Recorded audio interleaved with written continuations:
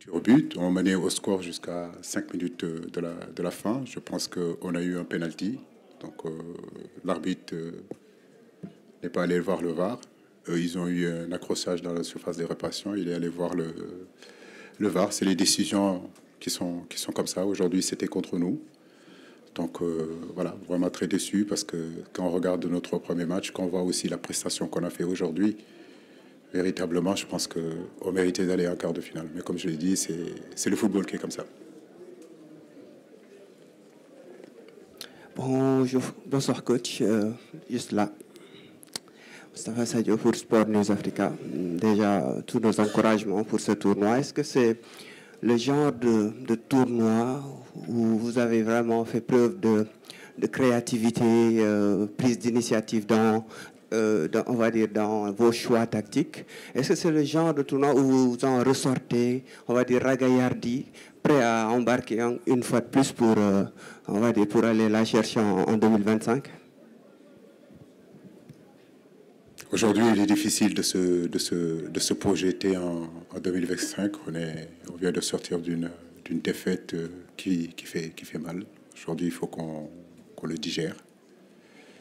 Et on verra, en réalité. Mais comme je l'ai dit, on a fourni du bon jeu.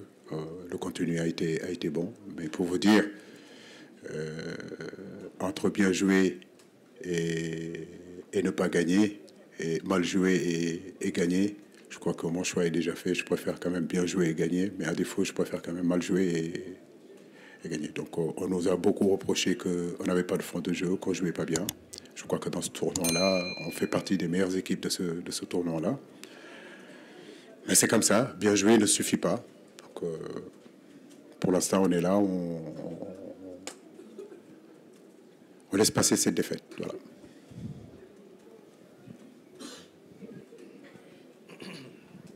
Oui, coach, je suis là. Lamine Gueye, des médias, Sénégal. Alors, tout d'abord, mes encouragements, parce que c'est difficile. Le Sénégal peut-être a démontré qu'il pouvait aller au bout. Mais vous l'avez dit tout à l'heure, l'équipe a perdu le fil conducteur de ce match. On a beaucoup subi, contrairement aux 3 autres matchs. Pourquoi vous n'avez pas replacé le bloc d'équipe un peu plus haut pour justement empêcher les Ivoiriens de venir?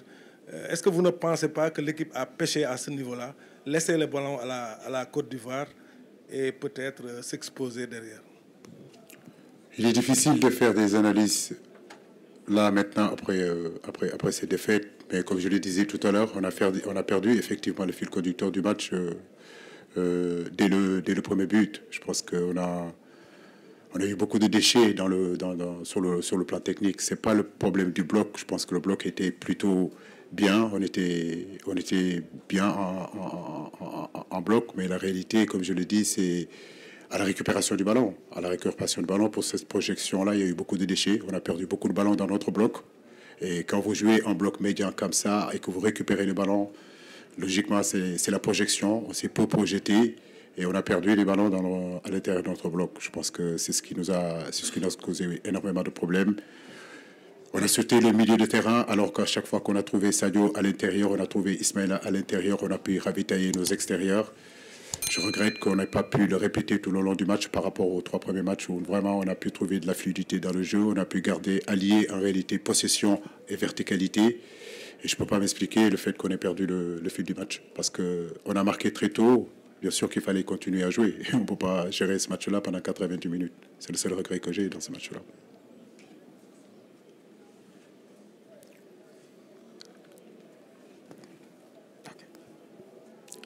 I'm Shaku Sakotsuwe from the Sierra Leone News Agency in Freetown, a sport journalist. And Coach Cisse, you came into this match as one of the favorites to win the competition. But unfortunately, you went down to the host, Ivory Coast, but on post-match penalty. What are some of the technical errors that led to your defeat to the host nation?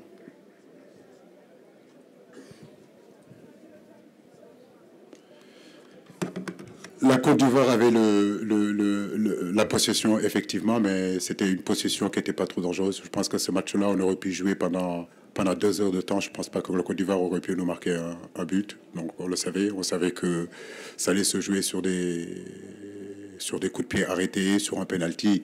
Mais si on regarde bien, malgré qu'ils avaient la possession, je veux dire, il n'y a rien qui a été dangereux de notre côté.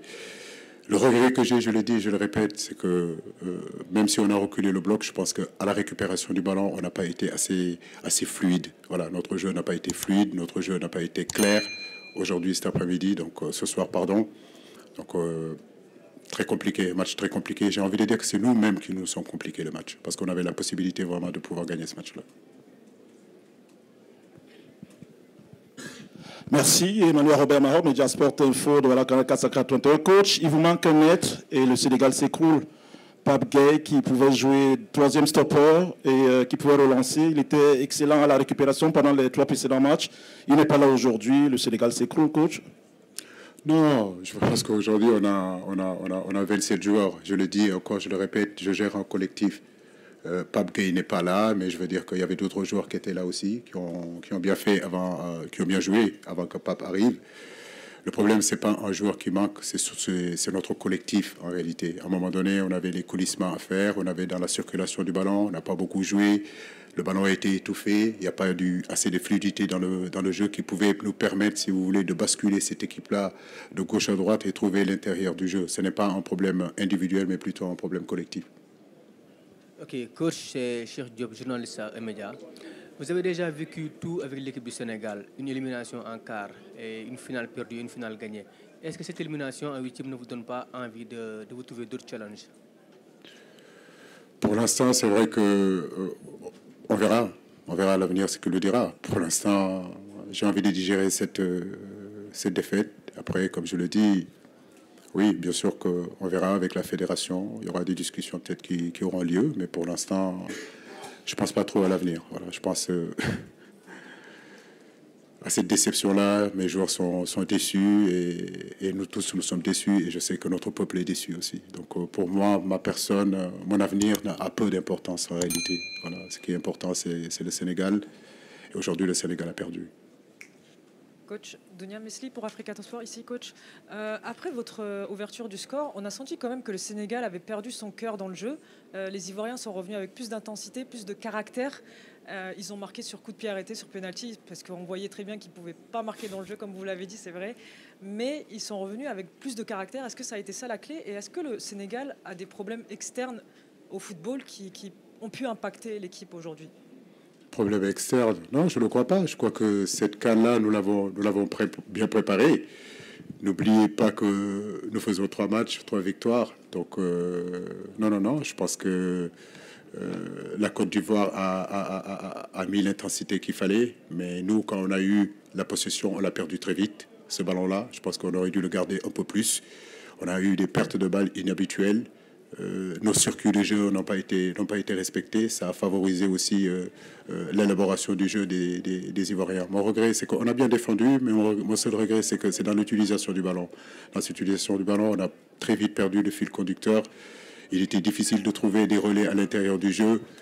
Et je disais que sauter les lignes, c'était pas la bonne position. Je pense que dans notre jeu de possession et le fait de trouver un peu plus de solutions à l'intérieur du jeu, ça nous a manqué, alors qu'il y avait la possibilité justement de rentrer. Donc pour moi, on n'a pas bien utilisé le ballon ce soir. Yeah, Coach, I noticed that during the game, after you scored your goal, Ivory Coast put so much pressure on you, and your team kept on counter-attacking. Did you not feel that... Sorry, is the... Ça passe pas. Okay, can I go on? Yeah. From when you were under so much pressure, didn't you see that there was a likelihood that your defense would cause an error? Instead of them going forward, they were just taking so much pressure. Why was that? La question, je ne comprends pas.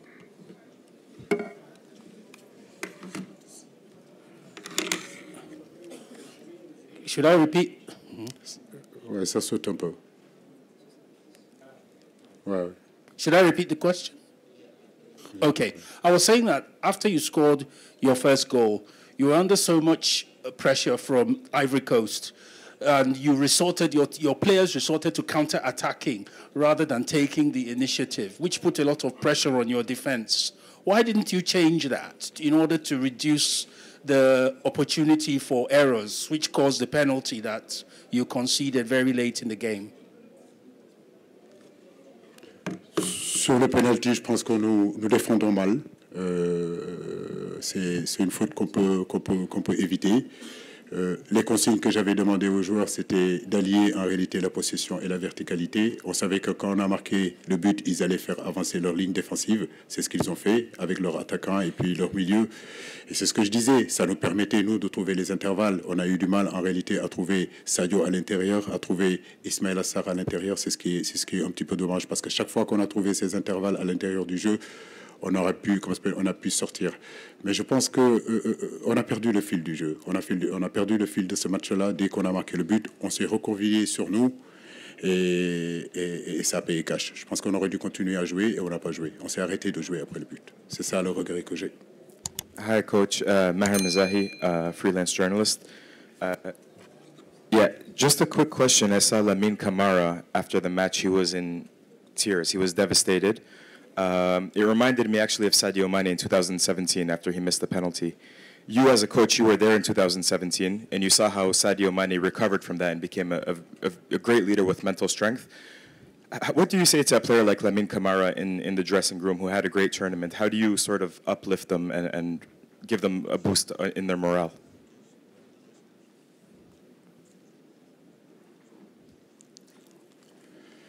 C'est vrai, c'est dur de voir les garçons pleurer dans les vestiaires. C'est très compliqué de voir ces joueurs dans cet état-là. Maintenant, Lamine est un jeune joueur, il a encore l'avenir devant lui. C'est bien de le stipuler et de dire que Sadio Mané en 2017 avait raté le penalty et il était dans cette situation-là. Mais Lamine, c'est encore une pépite qui va continuer à grandir. Des CAN, il va en jouer et j'en suis sûr et certain qu'il va en gagner encore d'autres. C'est dans la défaite qu'on apprend, c'est dans la défaite aussi qu'on se construit et je pense qu'il va se construire.